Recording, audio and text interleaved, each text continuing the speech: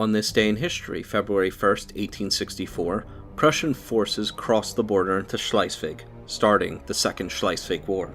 Included in the following is an excerpt from the 1944 edition of the Encyclopedia Britannica going over the attitude of Russia and Prussia that preluded the war. With this folly, as Bismarck roundly termed it, Austria and Prussia, in the teeth of violent public opinion, would have nothing to do, for neither wished to risk a European war. It was clear to Bismarck that the two powers, as parties to the Protocol of 1852, must uphold the succession as fixed by it, and that any action they might take in consequence of the violation of that compact by Denmark must be so correct as to deprive Europe of all excuse for interference. The publication of the new constitution by Christian IX was in itself sufficient to justify a declaration of war by the two powers as parties to the signature of the protocol. As to the ultimate outcome of their effective intervention, that could be left to the future to decide. Austria had no clear views. King William wavered between his Prussian feelings and a sentimental sympathy with the Duke of Augustenburg. Bismarck alone knew what he wanted and how to attain it. "From the beginning," he said later, "I kept annexation steadily before my eyes." The protests of Great Britain and Russia against the action of the German Diet helped Bismarck to persuade Austria that immediate action must be taken. On December 28th, a motion was introduced in the Diet by Austria and Prussia, calling on the Confederation to occupy Schleswig as a pledge for the observance by Denmark on the compacts of 1852. This implied the recognition of the rights of Christian IX, and was indignantly rejected, whereupon the Diet was informed that Austria and Prussia would act in a matter as independent European powers. The agreement between them was signed on January 16, 1864. One article stated that the two powers would decide only in concert on the relations of the duchies, that they would in no case determine the question of the succession save by mutual consent.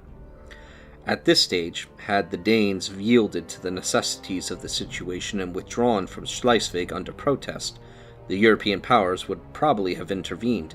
A Congress would have restored Schleswig to the Danish crown, and Austria and Prussia, as European powers, would have had no right but to prevent any attempt upon it by the Duke of Holstein. To prevent this possibility, Bismarck made the Copenhagen government believe that Great Britain had threatened Prussia with intervention should hostilities be opened, though, as a matter of fact, England did nothing of the kind. The cynical stratagem succeeded. Denmark remained defiant, and on February 1st, 1864, the Austrian and Prussian forces crossed the Ader. On this day in history, February 2nd, 506 AD, Ulrich II, 8th King of the Visigoths, promulgates the Breviary of Ulrich, also known as the Breviarium Alaricinum or Lex Romana Visigothorum, a collection of Roman law. Included in the following is an excerpt from the 1944 edition of the Encyclopedia Britannica going over the Breviary of Alaric. The Breviary of Alaric, Breviary Alaricum, a collection of Roman law compiled by the order of Alaric II, King of the Visigoths, in the year 506. It comprises 16 books of the Theodosian Code, the novels of Theodosius II, Valentinian III, Marcian, Majoranius, and Severus, the Institutes of Gaius, 5 books of the Senatante Receptae of Julius Paulus, 13 titles of the Gregorian Code, 2 titles of the Hermogean Code, and a fragment of the first book of the Responsa Papiniani. From the circumstance that the Breviarium has prefixed to it a royal rescript, Comminatorium, directing that copies of it, certified under the hand of Anianus, should be received exclusively as law throughout the kingdom of the Visigoths. The compilation of the code has been attributed to Anianus by many writers, and it is frequently designated the Breviary of Anianus, Breviarium Aniani.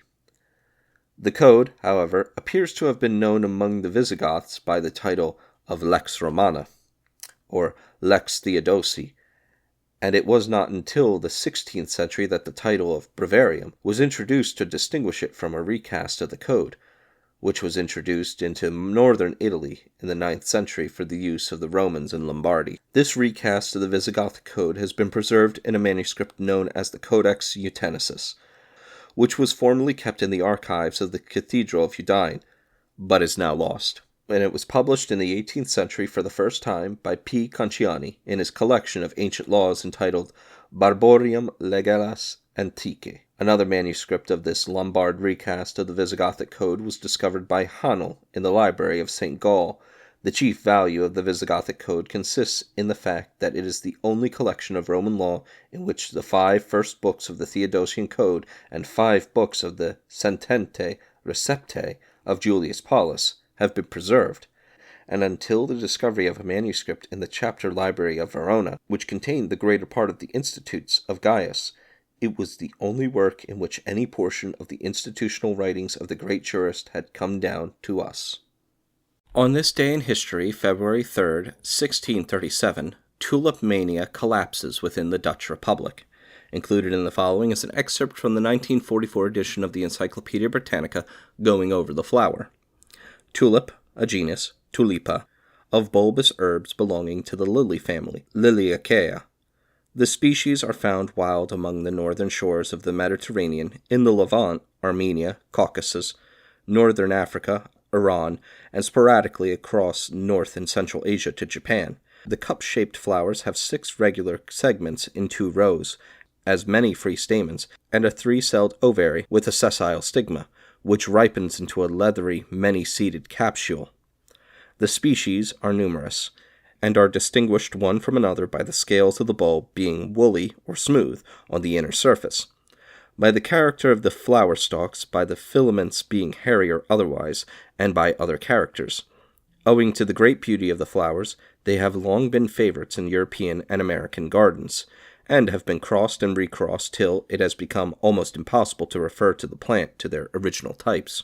The early flowering Van Thol tulips, the segments of which are mostly scarlet with yellow edges, are probably derived from T. sylvanians, a native of the Caspian region. T. jensenarian, a native of Armenia and central Russia, is the origin of most of the later flowering varieties. T. oculisoli and T. clusiana are lovely species, natives of southern Europe, and T. sylvestris, with elegant yellow flowers, is a doubtful native of England. Owing to the exhortations of Russian naturalists, a large number of new species were discovered in Turkestan and introduced into Europe. Some of these are very beautiful, and render it probable that by intercrossing with the older species, still further difficulties will be presented in the way of identification. These difficulties are further enhanced by the fact that, quite apart from any crossbreeding, the plants, when subjected to cultivation, vary so greatly in the course of 2 or 3 years from the original species, from which they are directly descended, that their parentage is scarcely recognizable. The innate power of variation has enabled the florist to obtain, and ultimately to fix, many remarkable varieties. Millions of bulbs are cultivated in Holland for export every year. Many are also grown in the Channel Islands, especially Guernsey, in the Fen district of England, around Belfast, Ireland, and in the United States. Tulips were introduced in the Low Countries from Constantinople and the Levant in the 16th century. About 1637 they became the subject of an extraordinary speculation known as tulipomania, in which prices for single roots rose to as much as 2,600 guilders. Thousands became bankrupt when the bubble burst. Tulips, which have sprung from Tulipa gessenaria, are arranged in separate classes. One of these, the most important, are early breeders, cottage, and Darwin tulips. There are, in addition, various secondary groups, named bazaars, biblomians, parrots, Rembrandts, and striped tulips, according to their color and marking. Tulips are readily raised from seeds, and the seedlings, when they first flower, after about 7 years' cultivation, are of one color, that is, they are self-colored. Judged by the florist's rules, they are either good or bad in form, and pure or stained, white or yellow, at the base. The badly formed and stained flowers are thrown away, while the good and pure are grown on, these being known as breeder tulips. The breeder bulbs and their offsets may grow on for years, producing only self-colored flowers, but after a time, which is varied and indefinite, some of the progeny break, that is, produce flowers with the vegetation which is so much prized. The flower is then said to be rectified. It is a bazaar when it has a yellow ground marked with a purple or red, a bibliomen when it has a white ground marked with a violet or purple, or a rose when it has a white ground marked with rose color. Tulips flourish in any garden soil that has been deeply dug or trenched and manured the previous season. To secure perfect drainage and greater warmth, a fair quantity of sand or grit should be present. Fresh manure should be avoided, but the remains from an old hotbed or mushroom bed may be incorporated. The best time to plant is in October and November, the bulbs being buried about 4 or 5 inches deep and somewhat farther apart. The best effects are produced in formal beds by planting the same variety in each to ensure the plants being of the same height and in flower simultaneously. On this day in history, February 4th, 211 AD, following the death of the Roman Emperor Septimus Severus at Eboracum, modern York, England, while preparing to lead a campaign against the Caledonians, the empire is left in control of his 2 quarreling sons, Caracalla and Geta, whom he had instructed to make peace. Included in the following is an excerpt from the 1944 edition of the Encyclopaedia Britannica, going over the life of Caracalla.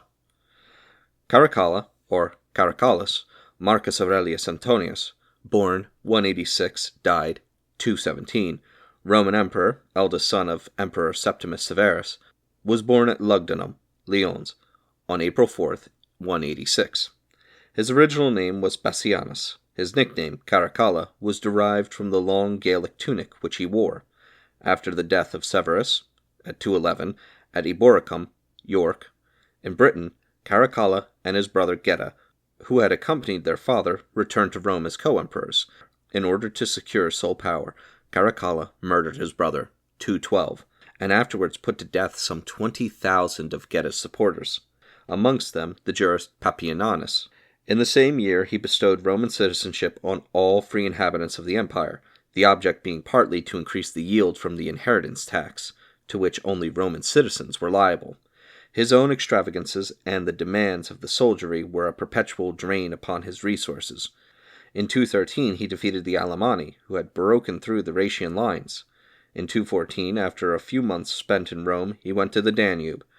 After wintering in Asia, he crossed, in 215, to Alexandria, where, in revenge for some disrespect shown him, he ordered a general massacre. In 216 he ravaged Mesopotamia.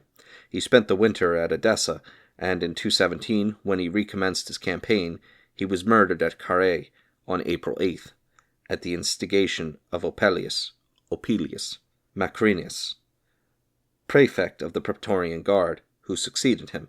The most famous of the buildings with which Caracalla adorned Rome are the baths and the triumphal arch of Septimus Severus in the Forum. On this day in history, February 5th, 1810, as part of the Peninsular War, the siege of Cadiz begins. Included in the following is an excerpt from the 1944 edition of the Encyclopaedia Britannica going over the history of the village. Cadiz, founded according to tradition by Phoenician merchants from Tyre as early as 1100 BC, had become by the 7th century the great western market for the amber and tin from the Cassiteres. About 501 BC, it was occupied by the Carthaginians, who in the 3rd century made it their base for the equipment of the armaments with which Hannibal undertook to destroy the power of Rome. At the close of the Second Punic War, the city willingly surrendered to Rome, and from this time its prosperity steadily increased. Its growing trade in dried fish and meat, and in all the produce of the fertile Baetis Guadalquivir valley, attracted many Greek settlers, while men of learning, such as Pythes in the 4th century BC, Polybus and Artemidorus of Ephesus in the 2nd, and Poseidonus in the 1st, came to study its tides, unparalleled in the Mediterranean. Julius Caesar conferred the civitas of Rome on all its citizens in 49 BC, and L. Cornelius Balbus Minor built what was called the New City, the harbor now known as Porto Real, and the bridge still existing across the Rio Santi Petri. The wealth and importance of the Gades was so great at this period that under Augustus it was the residence of no fewer than 500 equites, and was made a municipum with the name of Augusta Urbs Gaditana, with citizenship ranking next to that of Rome. Juvenal and Martial wrote of Jocosa Gadis, Cardith the Joyous. and throughout the Roman world, its cookery and its dancing girls were famous. In the 5th century, however, the overthrow of Roman dominion in Spain by the Visigoths involved Cadiz in destruction. A few fragments of masonry, submerged under the sea, are almost all that remains of the original city. Moorish rule over the port, which was renamed Jezerat Cadiz, lasted from 711 until 1262, when Cadiz was captured, rebuilt, and repeopled by Alfonso X of Castile. Its renowned prosperity dated from the discovery of America in 1492. As the headquarters of the Spanish treasure fleets, it soon recovered its position as the wealthiest port of Western Europe, and consequently it was a favorite point of attack for the enemies of Spain. During the 16th century, it repelled a series of raids by the Barbary corsairs. In 1587, all the shipping in its harbor was burned by the English squadron under Sir Francis Drake. In 1596, the fleet of the Earl of Essex and Lord Charles Howard sacked the city and destroyed 40 merchant vessels and 13 warships. This disaster necessitated the rebuilding of Cadiz on a new plan, but it quickly recovered, and its new fortifications enabled it to repel successfully attacks by British fleets under the Duke of Buckingham in 1626, Admiral Blake in 1656, and Sir George Rooke and the Duke of Ormond in 1702. During the 18th century, the wealth of Cadiz became greater than ever. From 1720 to 1765, when it enjoyed a monopoly of the trade with Spanish America, the city annually imported gold and silver to the value of about £5 million. Its wealth at this time is said to have been greater than that of London. With the closing years of the century, however, it entered upon a period of misfortune. From February 1797 to April 1798, it was blockaded by the British fleet, and in 1800, Nelson bombarded it. In 1808, the citizens captured a French squadron imprisoned by the British fleet in the Inner Bay. From February 1810 to August 1812, it was besieged by French forces, during which time it served as the capital of all Spain, not under the control of Napoleon. Here, too, the Cortes met and promulgated the famous liberal constitution of March 1812. To secure a renewal of this constitution, the citizens rebelled in 1820, the revolution spreading throughout Spain. Ferdinand VII was imprisoned at Cadiz until released in 1823 by a French army. In the Nationalist Revolution in 1936, Cadiz fell into the rebel hands almost at once, and served as an important port of entry for the reinforcements from Spanish Morocco. On this day in history, February 6, 590, Hormizd IV, king of the Sasanian Empire, is overthrown and blinded by his brothers-in-law, Vistam and Vindoy. Included in the following is an excerpt from the 1944 edition of the Encyclopedia Britannica, going over the life of King Hormizd IV. Hormizd IV, son of Khosrow I, reigned 578 to 590. Some characteristic stories are told of him by Tabari. Hormizd protected the common people and introduced a severe discipline in his army and court. When the priests demanded a persecution of the Christians, he declined on the ground that the throne and the government could only be safe if it gained the goodwill of both concurring religions. Consequently, he raised a strong opposition in the ruling classes. From his father, he had inherited a war against the Byzantine Empire and against the Turks in the east, and negotiations of peace had just begun with the Emperor Tiberius, but Hormizd hotly declined to cede anything of the conquests of his father. Therefore, the accounts given of him by the Byzantine authors, Theophylact, Simocata, Meander Protector, and John of Ephesus, are far from favorable. In 588, his general, Bahram Chobin, defeated the Turks, but in the next year was beaten by the Romans, and when the king superseded him, he rebelled with his army. This was the signal for a general insurrection. The magnates deposed Hormizd and proclaimed his son Khosrow II king. In the war which now followed between Bahram Chobin and Khosrow II, Hormizd was killed by some partisans of his son, 590. On this day in history, February 7th, 457, Leo I becomes the Eastern Roman Emperor. Included in the following is an excerpt from the 1944 edition of the Encyclopedia Britannica, going over the life of Leo. Leo I, variously surnamed Thrax, Magnus, and Michaelis, Emperor of the East from 457 to 474, was born in Thrace about 400. From his position as military tribune, he was raised to the throne by the soldiery and recognized both by Senate and clergy. His coronation by the Patriarch of Constantinople is said to have been the earliest instance of such a ceremony. Leo owed his elevation mainly to Aspar, the commander of the guard, who was debarred by his Arianism from becoming emperor in his own person, but hoped to exercise a virtual autocracy through his former steward and dependent. But Leo, following the traditions of his predecessor Marcian, set himself to curtail the domination of the great nobles and repeatedly acted in defiance of Aspar. He vigorously suppressed the Eutychian heresy in Egypt, and by exchanging his Germanic bodyguard for Iasourians removed the chief basis of Aspar's power. With the help of his generals Anthemius and Anagastus, he repelled invasions of the Huns into Dacia, 466 and 468. In 467, Leo had Anthemius elected emperor of the West, and in concert with him equipped an armament of more than 1,100 ships and 100,000 men against the pirate empire of the Vandals in Africa. Through the remissness of Leo's brother-in-law Basiliscus, who commanded the expedition, the fleet was surprised by the Vandal king, Genseric, and half of its vessels sunk or burnt, 468. This failure was made a pretext by Leo for killing Aspar as a traitor, 471, and Aspar's murder served the Goths in turn as an excuse for ravaging Thrace up to the walls of the capital. In 473, the emperor associated with himself his infant grandson, Leo II, who, however, survived him by only a few months. His surnames, Magnus, Great, and Michaelis, Butcher, respectively reflect the attitude of the Orthodox and the Arians towards his religious policy. On this day in history, February 8th, 421, Constantius III becomes co-emperor of the Western Roman Empire. Included in the following is an excerpt from the 1944 edition of the Encyclopaedia Britannica going over the life of Constantius III. Constantius III was born in Illyria in the second half of the 4th century AD. He fought for Honorius against Gerontius in Gaul and Spain, reduced Arles, and captured Constantine the tyrant. He was consul in 414, defeated Ataulfus and married Placidia, the sister of Honorius.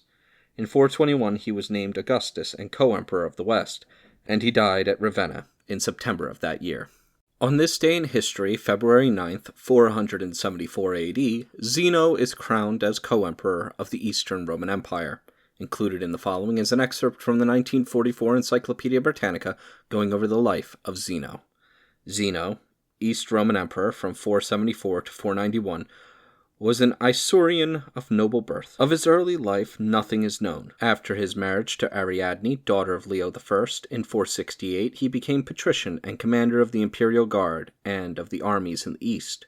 In 471 he procured the assassination of Ardaburius, the Goth, who had tried to occupy in the east the position held by Ricimer in the west. In 474, Leo I died after appointing as his successor Leo, the son of Zeno and Ariadne. Zeno, however, succeeded in getting himself crowned also, and on the death of his son in the same year became sole emperor. In the following year, in consequence of a revolt fomented by Verina in favor of her brother Basiliscus, he was compelled to take refuge in Isauria, where he was obliged to shut himself up in a fortress. The growing misgovernment of Basiliscus ultimately enabled Zeno to re-enter Constantinople unopposed, 476. His rival was banished to Phrygia, where he soon afterwards died. The remainder of Zeno's reign was disturbed by numerous others, less formidable revolts. Since the aggressions of the two Ostrogoth leaders, Theodoric had been a constant source of danger. In 487, he induced Theodoric, son of Theodemir, to invade Italy and establish his new kingdom. Zeno is described as a lax and indolent ruler, but he seems to have administered ably the finances of the empire. In ecclesiastical history, the name of Zeno is associated with the Henoticon, or Instrument of Union, promulgated by him and signed by all the Eastern bishops, with the design of terminating the Monophysite controversy. On this day in history, February 10th, 1306, in front of the high altar of Greyfriars Church in Dumfries, Robert the Bruce murders John Cummin, sparking the revolution in the Wars of Scottish Independence. Included in the following is an excerpt from the 1944 edition of the Encyclopaedia Britannica, going over the life of John Cummin. John Cummin died 1306, called the Red Cummin, was a grandson of the justiciar. Like Badenoch, his father, he assisted Balliol against Edward I and was for some time a hostage in England. Having been made guardian of Scotland after the Battle of Falkirk, 1298, he led the resistance to the English king for about 5 years, and then, early in 1304, surrendered. He is remembered for his quarrel with Robert the Bruce. The pair met at Dumfries in January 1306. During a heated altercation, charges of treachery were made, and Cummin was stabbed to death either by Bruce or by his followers. On this day in history, February 11th, 55 AD, the death under mysterious circumstances of Tiberius Claudius Caesar Britannicus, heir to the Roman Empire, on the eve of his coming of age, clears the way for Nero to become emperor. Included in the following is an excerpt from the 1944 edition of the Encyclopaedia Britannica, going over the life of Britannicus. Britannicus, son of the Roman Emperor Claudius, by Messalina, was born probably AD 41. He was originally called Claudius Tiberius Germanicus, and received the name Britannicus in honor of Claudius's expedition to Britain, AD 43. Till his mother's execution in 48, he was looked upon as the heir, but Agrippina, the new wife of Claudius, brought about the adoption of Nero, her own son by a former marriage. After the ascension of Nero, Agrippina, by playing on his fears, induced him to poison Britannicus at a banquet, AD 55. Britannicus is the subject of a tragedy by Racine. On this day in history, February 12, 1404, the Italian professor Galazzo de Santa Sofia performed the first postmodern autopsy for the purposes of teaching and demonstration at the Heiligengeistspital in Vienna. Included in the following is an excerpt from the 1944 edition of the Encyclopaedia Britannica, going over the practice of the autopsy. Autopsy, synonymous with postmortem and necropsy, the examination of a dead body with the subject of determining the cause of death. This examination may be for legal purposes, or for the extension of knowledge. When autopsy is ordered by a coroner for legal purposes, the relatives have no option. But in most instances of patients dying in hospitals, the consent of the relatives is sought, and their decision, if negative, is rigorously observed. There is great difference amongst nationalities with regard to post-mortem examinations. In the United States, in Catholic countries, amongst Jews and Irish, there is great aversion towards autopsies, with the result that the advance of medical knowledge is seriously handicapped. In the absence of autopsy, a diagnosis of the cause of death is in large measure an opinion as distinguished from a fact. Even a physician of the highest skill often finds in the post-mortem room that his diagnosis of the patient's disease during life needs rectification. The knowledge he obtains, thus, he applies in future cases to the advantage of those patients. The performance of an autopsy calls for special knowledge and skill on the part of the pathologist, and besides inspection of various organs, microscopical, bacteriological, and chemical methods are employed where necessary, and a detailed report on the case supplements the clinical notes in the hospital records. The extent to which advance of knowledge depends upon the post-mortem examination is hardly realized. Thus, the entire range of cancer research depends upon an accurate diagnosis of cancer, which can only be made microscopically, and, in the case of the internal organs, depends either on surgical operation or an autopsy. In their absence, the diagnosis is at best conjectural. When post-mortem examination has been carried out by a skillful pathologist, there is no disfigurement, and the feelings of the relatives are considered to the fullest possible extent. On this day in history, February 13th, 1542, Catherine Howard, the fifth wife of Henry VIII of England, is executed for adultery. Included in the following is an excerpt from the 1944 edition of the Encyclopaedia Britannica, going over the life of Catherine Howard. Catherine Howard died 1542. The fifth queen of Henry VIII was the daughter of Lord Edmund Howard and a granddaughter of Thomas Howard, 2nd Duke of Norfolk, died 1524. Her father was very poor, and Catherine lived mainly with Agnes, widow of the 2nd Duke of Norfolk, meeting the king at the house of Stephen Gardiner, Bishop of Winchester. After the divorce of Anne of Cleves, Henry was privately married to Catherine at Oatlands in July 1540. Soon afterwards, she was publicly acknowledged as queen. Before her marriage, Catherine had had several lovers, among them being a musician, Henry Manock, or Mannix. Her cousin, Thomas Culpeper, and Frances Derham, to whom she had certainly been betrothed. After becoming queen, she occasionally met Derham and Culpeper, and in November 1541, Archbishop Cranmer informed Henry that his queen's past life had not been stainless. Cranmer had obtained his knowledge indirectly from an old servant of the Duchess of Norfolk. Derham confessed to his relations with Catherine, and after some denials, the queen herself admitted that this was true, but denied betrothal to Derham, or misconduct since her marriage. Derham and Culpeper were executed in December 1541, and their accomplices were punished, but Catherine was released from prison. On fresh evidence of alleged infidelity after marriage, a bill of attainder was passed through Parliament, and on February 13, 1542, the Queen was beheaded. On this day in history, February 14, 842, Charles the Bald and Louis the German swear the oaths of Strasbourg in the French and German languages. Also, in 1349, several hundred Jews are burned to death by mobs while the remaining Jews are forcibly removed from Strasbourg. Included in the following is an excerpt from the 1944 edition of the Encyclopaedia Britannica, going over the history of the town of Strasbourg. Strasbourg has always been a place of great strategical importance, and as such has been strongly fortified. The pentagonal citadel constructed by Vauban in 1682-84 was destroyed during the siege of 1870. The site of the town was originally occupied as a Celtic settlement, which was captured by the Romans, who replaced it by the fortified station of Argentortorum, afterwards the headquarters of the 8th Legion.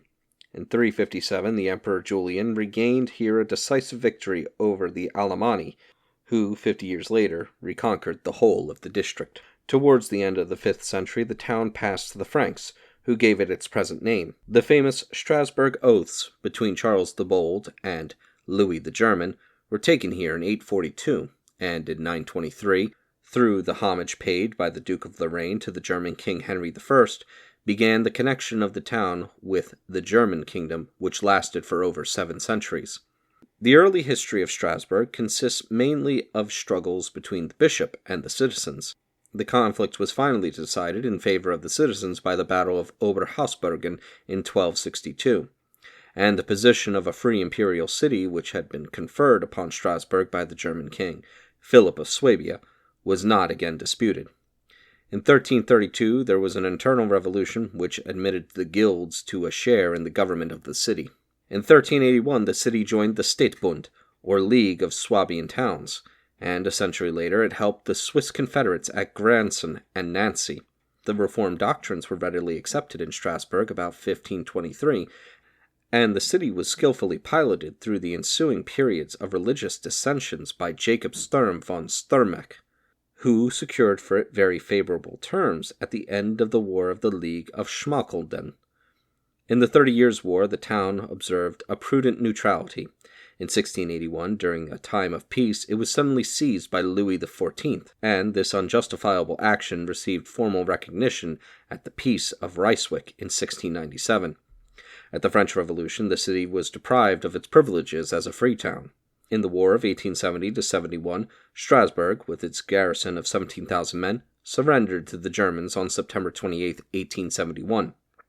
The city and the cathedral suffered considerably from the bombardment.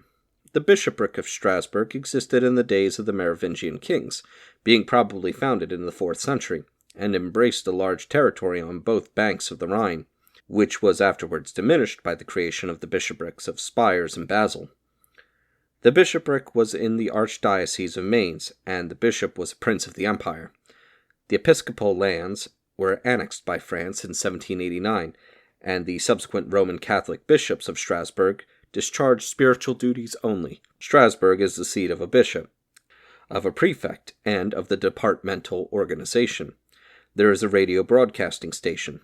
Extensive improvement schemes were approved in 1924, including the harbor by a canal and a petroleum harbor below the town.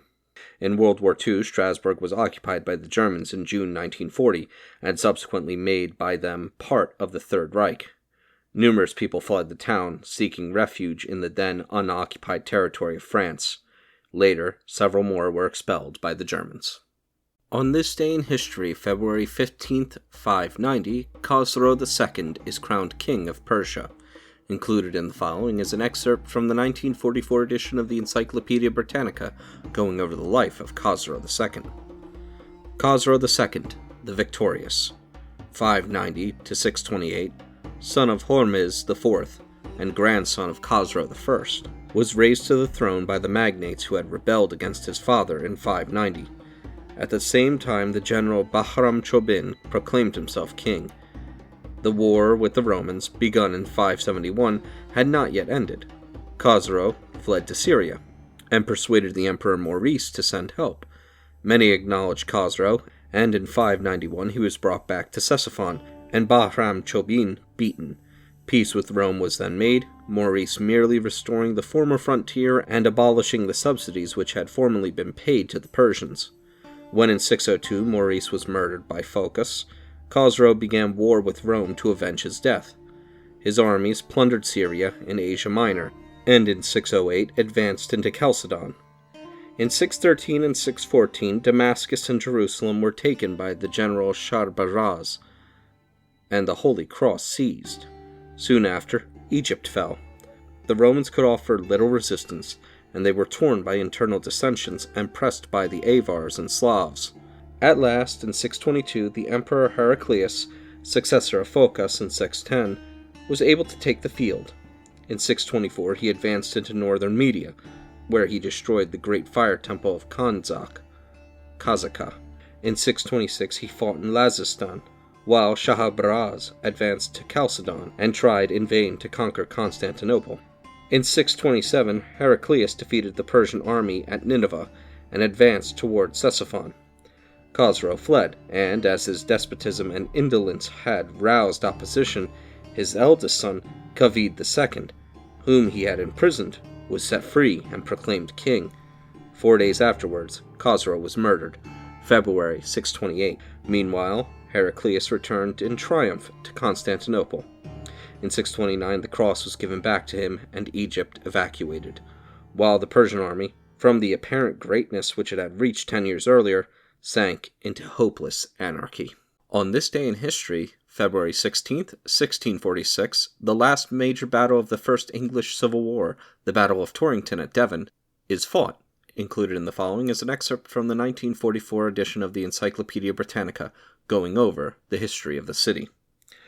Torrington, also known as Great Torrington, a market town and municipal borough, South Molton Parliamentary Division of Devonshire, England, on the Torridge, 225 miles west by south of London by the South Railway, population of 1938 of 2,785, area of 5.6 square miles.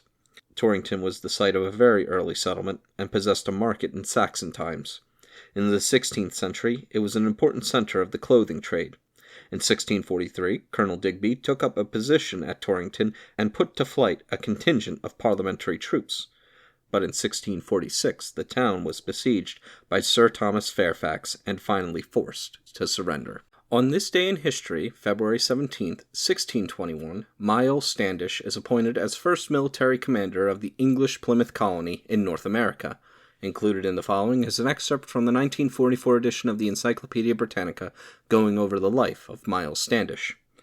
Miles Standish, circa 1584 to 1656, American colonist, was born, according to Nathaniel Morton, in Lancashire, England, but became a soldier in the Netherlands, where he met the Pilgrim Fathers.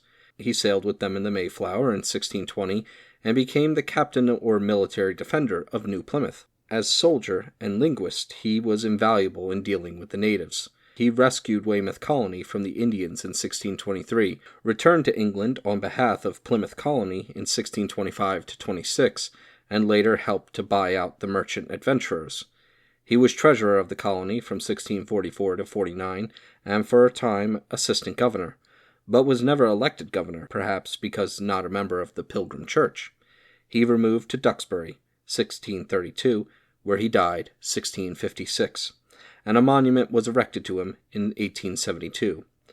Longfellow's well-known poem, Courtship of Miles Standish, is based on a late tradition, published in Alden's work on epitaphs in 1812 to 14.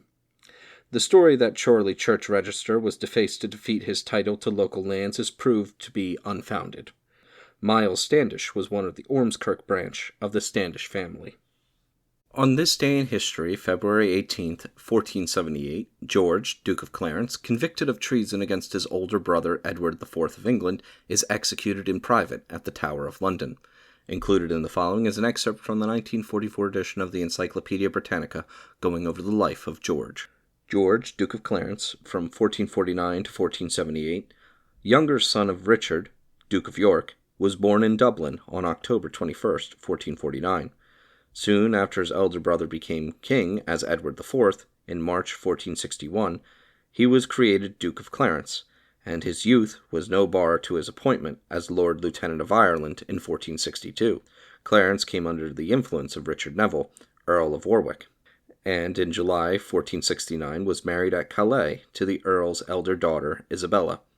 Although he had been a suitor for the hand of Mary of Burgundy, with his father-in-law he supported the rebels in the north of England. When their treachery was discovered, Clarence fled to France.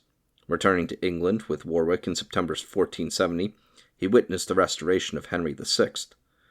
When the crown was settled upon himself in case the male line of Henry's family became extinct. But a public reconciliation between the brothers took place when the king was besieging Warwick in Coventry, and Clarence then fought for the Yorkists at Barnet and Tewkesbury. After Warwick's death in April 1471, Clarence appears to have seized the whole of the vast estates of the Earl, and in March 1472 was created by right of his wife, Earl of Warwick and Salisbury. The Warwick estates were eventually divided between Clarence and his younger brother Richard, Duke of Gloucester, later to be Richard III, who married Warwick's younger daughter, Anne. Clarence now sought to marry, as his second wife, Mary of Burgundy, now Duchess. To this marriage Edward IV objected. He became convinced that Clarence was aiming at his throne. The Duke was thrown into prison, and in January 1478 the king unfolded the charges against his brother to Parliament. He had slandered the king, had received oaths of allegiance to himself and his heirs, and prepared for a new rebellion, and was in short incorrigible. Both houses of Parliament passed the Bill of Attainder, and the sentence of death which followed was carried out on February 17th or 18th of 1478. It is uncertain what share Gloucester had in his brother's death, but soon after the event the rumour gained ground that Clarence had been drowned in a butt of Malmsey wine. Two of the Duke's children survived their father, Margaret, Countess of Salisbury, 1473 to 1541, and Edward, Earl of Warwick, 1475 to 99. Who passed the greater part of his life in prison and was beheaded in November 1499.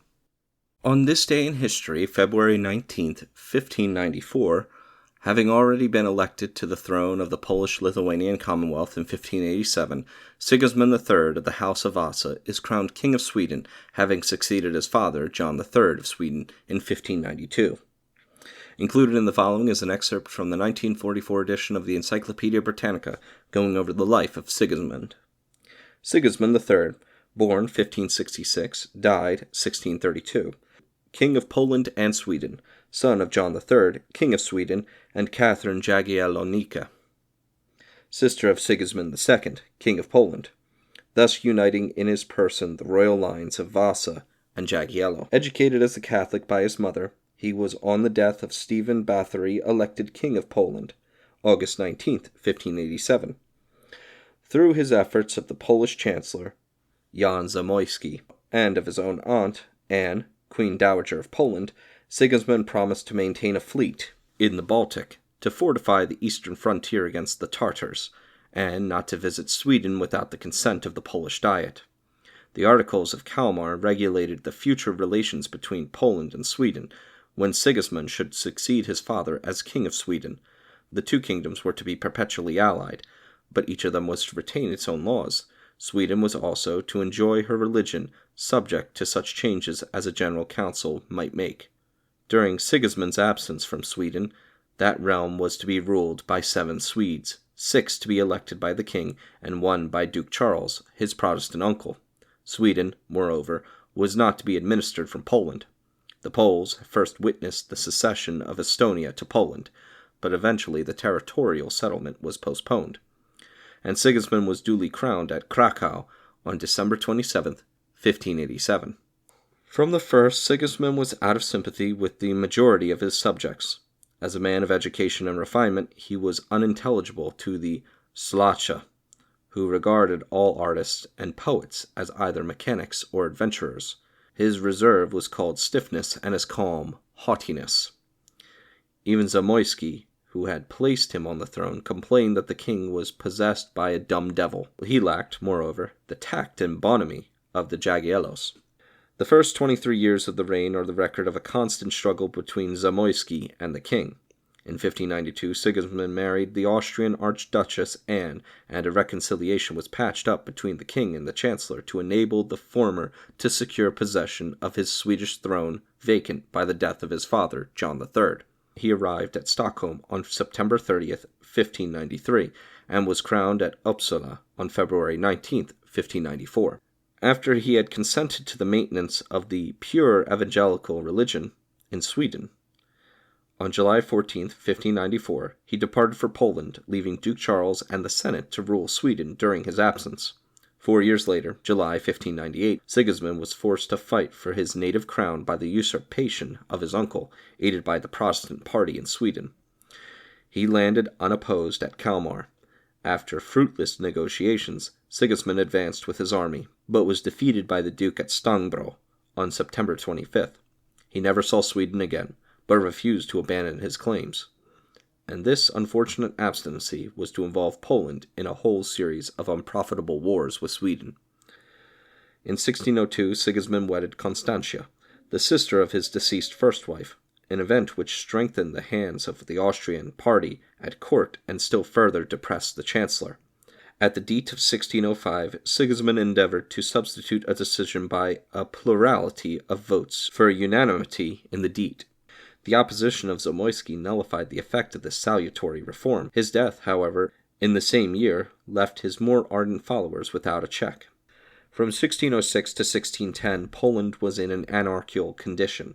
On foreign affairs, these disorders had a disastrous effect.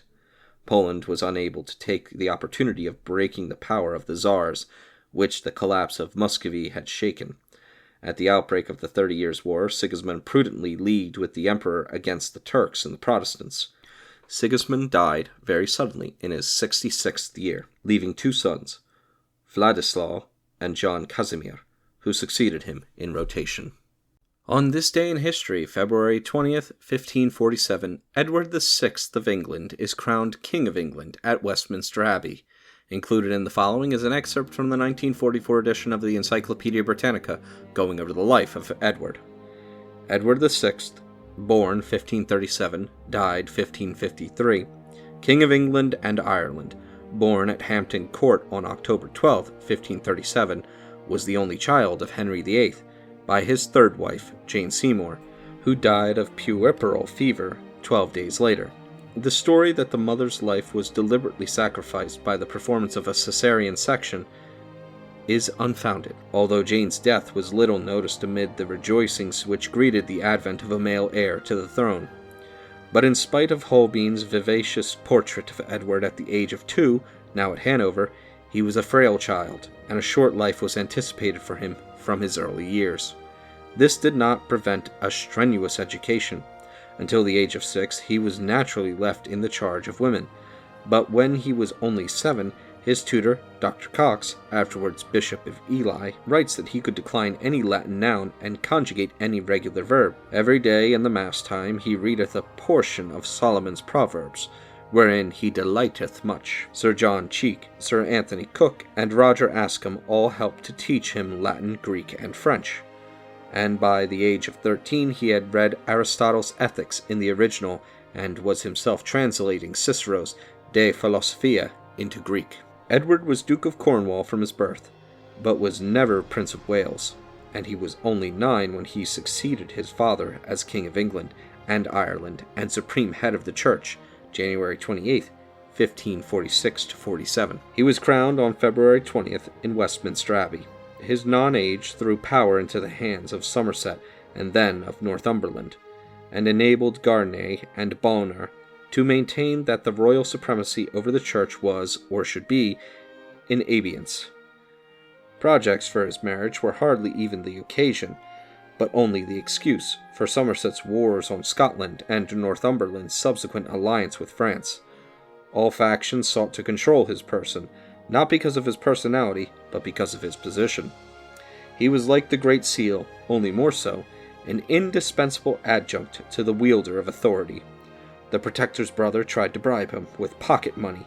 Northumberland was more subtle and established a complete dominion over his mind, and then put him forward at the age of 14 as entitled to all the power of Henry VIII. But he was only Northumberland's mask. Of his individual influence on the course of history during the reign there is hardly a trace. A posthumous effort was made to give him the credit of a humane desire to save the Anabaptist martyr, Joan Bocher, from the flames. But he recorded with apparently cold-blooded indifference the execution of both his uncles, and he certainly made no attempt to mitigate the harassing attentions which the council paid his sister Mary. This passed for piety with the Zealots, and the persecutions of Mary's reign reflected a halo on that of the Protestant Josiah. So strong was the regret that rumors of his survival persisted, and harebrained youths were found to personate him throughout Mary's and even far into Elizabeth's reign. It was well that they were false, for Edward showed signs of all the Tudor obstinacy, and he was a fanatic into the bargain, as no other Tudor was except Mary. The combination would probably have involved England in disasters far greater than any that ensued upon his premature death, and it was much better that the Anglican settlement of religion should have been left to the compromising temper of Elizabeth. As it was, he bequeathed a legacy of woe. His health began to fail in 1552, and in the following January the first signs of a rapid consumption set in. In May 1553 it was known that he was dying, but his will and the various drafts of it only betray the agitated and illogical efforts of Northumberland to contrive some means whereby he might continue to control the government and prevent the administration of justice. Mary and Elizabeth were to be excluded from the throne, as not sufficiently pliant instruments. Mary Stuart was ignored as being under Scottish Catholic and French influence. The Duchess of Suffolk, Lady Jane's mother, was excluded because she was married, and the Duke, her husband, might claim the crown matrimonial. In fact, all females were excluded, except Jane, on the ground that no woman could reign. Even she was excluded in the first draft, and the crown was left to the Lady Jane heirs male, but his draft was manipulated so as to read the Lady Jane and her heirs male. That Edward himself was responsible for these delirious provisions is improbable, but he had been so impregnated with the divine right of kings and the divine truth of Protestantism that he thought he was entitled and bound to override the succession as established by law, and excluded a Catholic from the throne, and his last recorded words were vehement injunctions to Cranmer to sign the will. He died at Greenwich on July 6, 1553, and was buried in Henry VII's chapel by Cranmer with Protestant rites on August 8th, while Mary had Mass said for his soul in the Tower.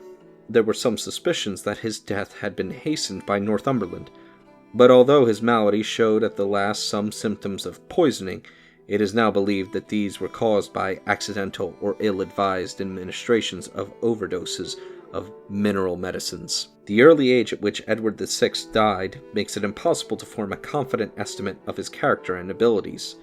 The exceptional talent which he manifested in certain respects may have been due in some part to the precocity not infrequently associated with his disease. He was undoubtedly highly accomplished, but there is some reason for suspecting that he was defective in force of character, and that he was too much of a recluse to have become a successful ruler. His own writings show that he was fully aware of the abuses which had crept into the administration of affairs, and that he was conscientiously desirous that they should be remedied, but they leave it uncertain whether he had the practical sagacity to discern the true causes of these evils, and whether he had sufficient energy to remedy them even had he known the proper remedies. On this day in history, February 21st, 1613, Mikhail I is unanimously elected Tsar by a national assembly, beginning the Romanov dynasty of Imperial Russia. Included in the following is an excerpt from the 1944 edition of the Encyclopaedia Britannica, going over the life of Mikhail. Mikhail, or Michael, born 1596, died 1645, Tsar of Russia, was the first Tsar of the House of Romanov, being the son of Theodore Nikitich Romanov, afterwards the Patriarch Filaret, and Xenia Chestavoya, afterwards the nun Martha. He was elected unanimously Tsar of Russia by a National Assembly on February 21st, 1613, but not till March 24th did the delegates of the council discover the young Tsar and his mother at the Ipatevsky Monastery near Kostroma. He was crowned on July 22nd. The first care of the new Tsar was to clear the land of the robbers that had infested it. Peace was made with Sweden and Poland by the Peace of Stolbova, March 10th, 1617, and the Truce of Dulina, February 13th, 1619. The most important result of the Truce of Dulina was the return from exile of the Tsar's father, who henceforth took over the government till his death in October 1633. Michael died on July 12th, 1645. On this day in history, February 22nd, 1371, Robert II becomes King of Scotland, beginning the Stuart dynasty. Included in the following is an excerpt from the 1944 edition of the Encyclopedia Britannica going over the life of Robert. Robert II, born 1316, died 1390, called the Steward, a son of Walter, the Steward of Scotland, died 1326, and Marjorie, died 1316, daughter of King Robert the Bruce, was born on March 2nd, 1316. In 1318, the Scottish Parliament decreed that if King Robert died without sons, the crown would pass to his grandson, but the birth of a son, afterwards King David II, to Bruce in 1324, postponed the ascension of Robert for nearly 42 years. Soon after the infant David became king in 1329, the Steward began to take a prominent part in the affairs of Scotland. He was one of the leaders of the Scottish army at the Battle of Halidon Hill in July 1333, and together with John Randolph, 3rd Earl of Moray, died 1346, was chosen co-regent of Scotland, while David sought safety in France. The colleagues soon quarreled. Randolph fell into the hands of the English, and Robert became sole regent until the return of David in 1341. The Steward escaped from the Battle of Neville's Cross in 1346, and was again regent while the king was a captive in England. Soon after this event, some friction arose between Robert and his royal uncle. Accused, probably without truth, of desertion at Neville's Cross, the Steward, as heir apparent, was chagrined by David's recognition of Edward III as his successor. In 1363 he rose in rebellion, and after having made his submission was seized and imprisoned together with his 3 sons, being only released a short time before David's death in February 1371. By the terms of the decree of 1318, Robert now succeeded to the throne, and was crowned at Sconce in March 1371. His reign was unimportant. The king died at Dundonald on May 13, 1390, and was buried at Sconce. On this day in history, February 23, 1836, as part of the Texas Revolution, the Siege of the Alamo, a prelude to the Battle of the Alamo, begins in San Antonio, Texas. Included in the following is an excerpt from the 1944 edition of the Encyclopedia Britannica going over the history of the mission.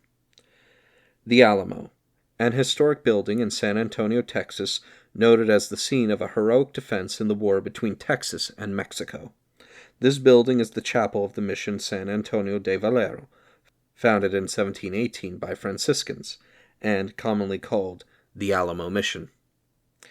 From the grove of cottonwood, Alamo, in which it stood.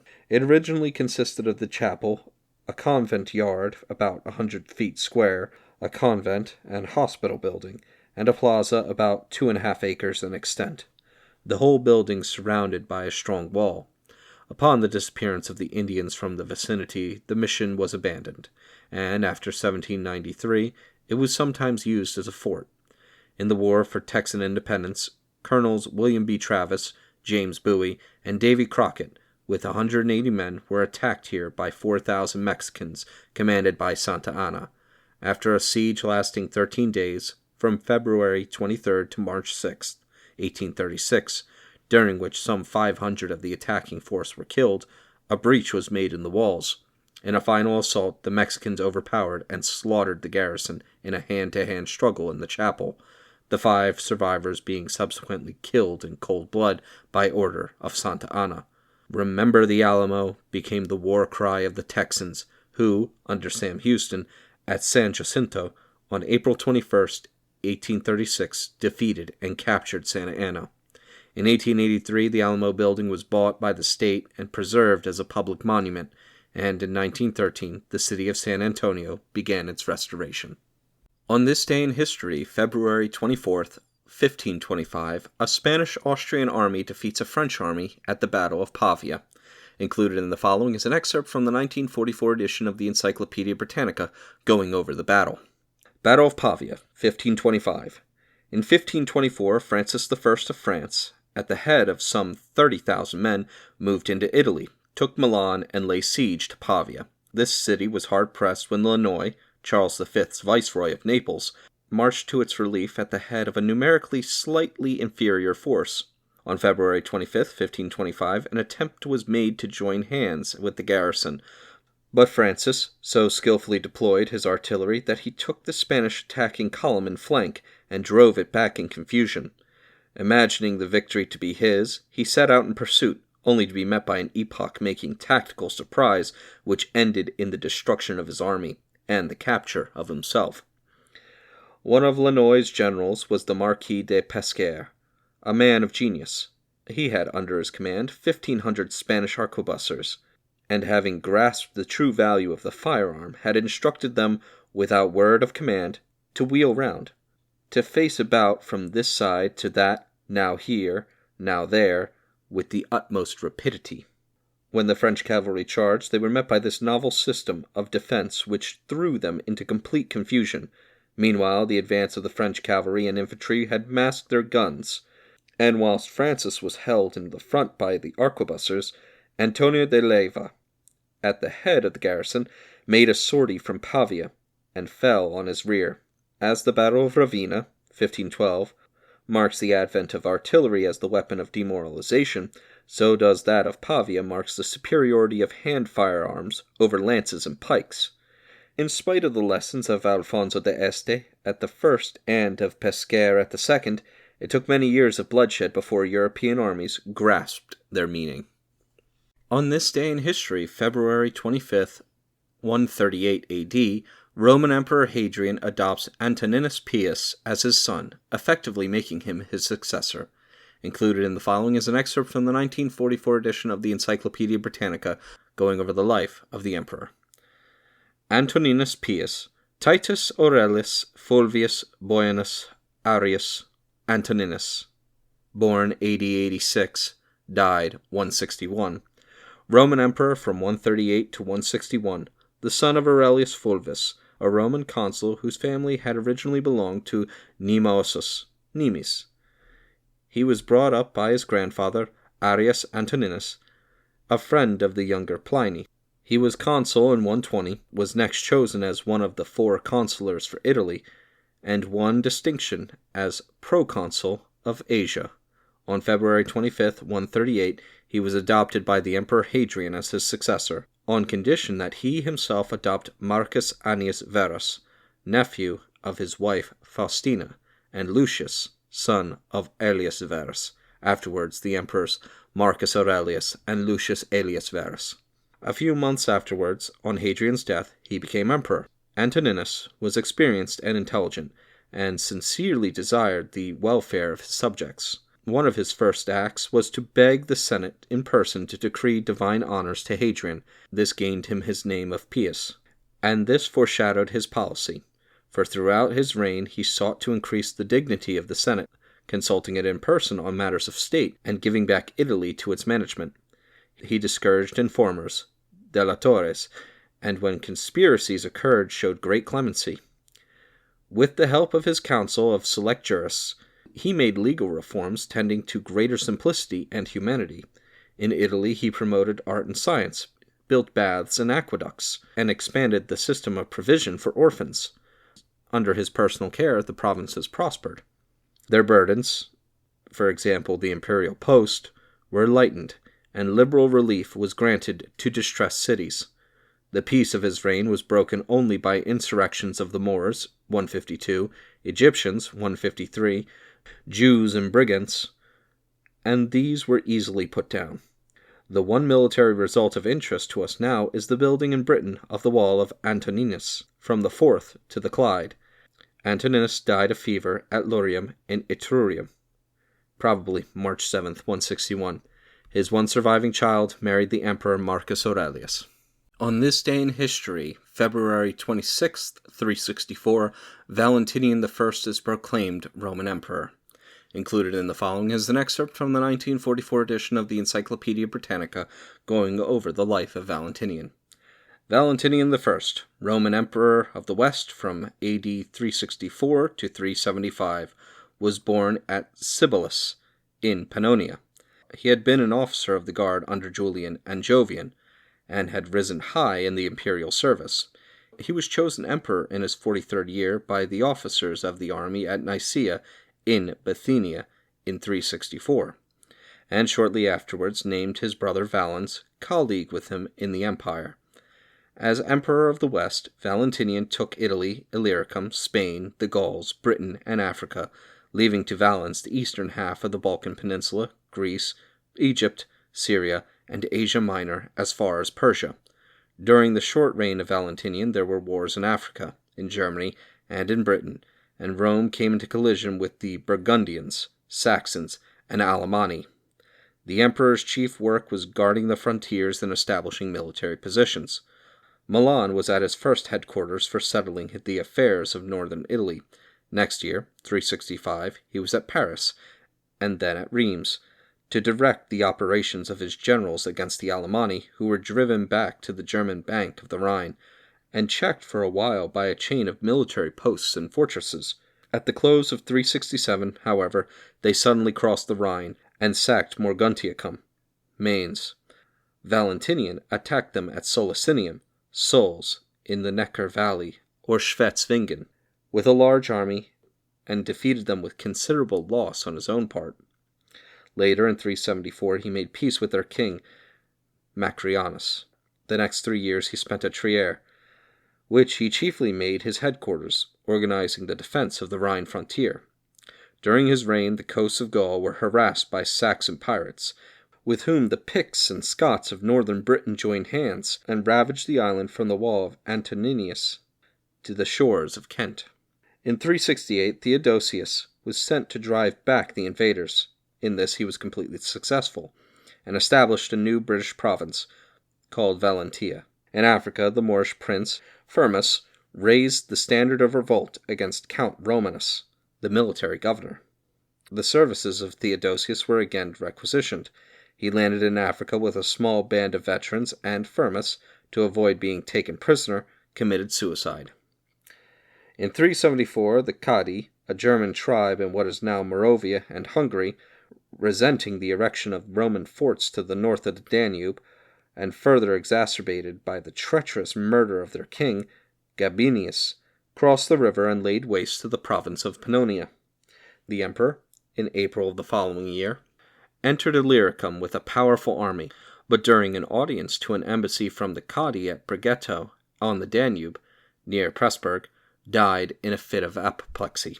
Valentinian's general administration seems to have been thoroughly honest and able, in some respects beneficent. If he was hard and exacting in the matter of taxes, he spent them in the defense and improvement of his dominions. Though himself a plain and almost illiterate soldier, he was a founder of schools, and he also provided medical attendance for the poor of Rome, by appointing a physician for each of the 14 districts of the city. He was an Orthodox Catholic, but he permitted absolute religious freedom to all his subjects. The great blot on his memory is a cruelty, which at times was frightful. On this day in history, February 27th, 1844, the Dominican Republic gains independence from Haiti. Included in the following is an excerpt from the 1944 edition of the Encyclopedia Britannica, going over the history of the Republic. The area now occupied by the Dominican Republic, along with the portion now included in the Republic of Haiti, was held by Spain as the colony of Hispaniola until the Treaty of Ryswick in 1697. After that date, the Haitian portion was ceded to France, and the Dominican portion remained under Spanish dominion and became known as Santo Domingo, after the patron saint of Columbus's father. At the end of the 18th century, the Spanish control was lost and the entire island came under the French. When the French lost control of the colony in the early part of the 19th century, the empires of Toussaint Louverture and Jean-Jacques Dessalines for a time united the entire island under one government, independent of all European powers. During the second decade of the 19th century, Spain again asserted her dominion over the eastern end of the island, but was forced out by a revolution in 1821. A republic was proclaimed under the guidance of Colombia. The following year, President Boyer of Haiti invaded the country and again united the island under one flag. In 1844, the year following Boyer's downfall, the Dominican Republic was founded, and since that date, two political entities have been maintained. The presidency of the new republic alternated, with one exception, between Buenaventura Baez and Pedro Santana until in 1861 when Spain, on the invitation of Santana, again annexed the country. Dissatisfaction with Spanish rule brought revolution, and the Spanish withdrew for the last time in 1865. 4 years later, when Baez was again president, a treaty was negotiated by General O. E. Babic, USA, for the annexation of the Dominican Republic to the United States. The treaty was ratified by the Dominican Senate, but was rejected by the United States. With the exception of the rule of Ulysses Herreau, 1882 to 1899, presidents followed each other in rapid succession, and an unstable condition prevailed. An unusually violent revolution broke out following the election of Victoria in February 1912, and the United States sent a mediatory commission which helped to effect a temporary agreement. Victoria resigned, and the popular Archbishop Adolfo A. Noel was elected president. He proved a poor executive, and Bordas Valdez became provisional president. Revolution again became active, and a second commission was sent from the United States. Bordas resigned, and Baez became provisional president on August 27, 1914. Jimenez took office as president in December of the same year. He was deposed in April 1916 by Arias, the Secretary of War, who assumed power. On May 5th, American forces were landed. Dr. Enriquez y Carvajal was then appointed as provisional president. More trouble followed, and the United States felt compelled to intervene formally. On November 29, 1916, the military government of the United States in Santo Domingo was created. Peace was soon established, and improvements in finances, transportation, education, and government machinery were carried out. As the occupation was not undertaken with the object of destroying the sovereignty of the Dominican Republic, arrangements were made for the withdrawal of American forces as soon as conditions warranted. The military governor sailed on October 24, 1922, when a satisfactory provisional government had been set up. On June 26, 1924, the Dominican Republic ratified the treaty proposed by the United States, and on July 12th, the last of the U.S. forces were withdrawn, leaving only an American receiver of customs. Horatio Vasquez was at the same time inaugurated as president for 4 years, a term which was subsequently extended by constitutional amendment to 6 years. In the last year of his administration, February 1930, Vasquez was suddenly expelled from office by a revolution, and after a brief period under Provisional President Ureña, General Leonidas Trujillo became president and virtual dictator of the state.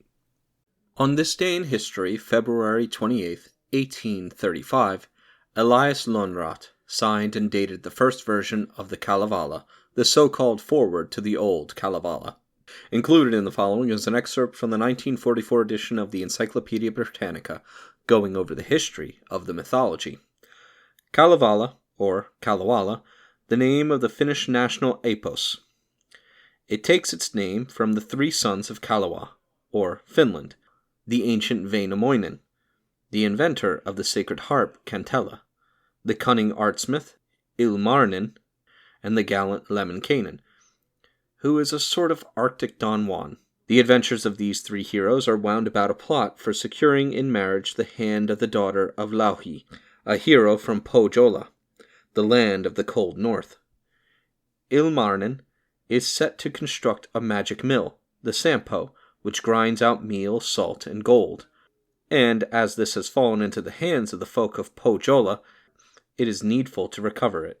The poem actually opens, however, with a very poetical theory of the origin of the world. The virgin daughter of the atmosphere, Ilmatar, wanders for 700 years in space until she bethinks her to invoke Ukku, the modern Zeus, who sends his eagle to her. This bird makes its nest on the knees of Ilmatar and lays in it 7 eggs. Out of the substance of these eggs the visible world is made, but it is empty and sterile until Wainamoinen descends upon it and woos the exquisite Ino. She disappears into space, and it is to recover from this loss and to find another bride that Wainamoinen makes his series of epical adventures in the dismal country of Pohjola.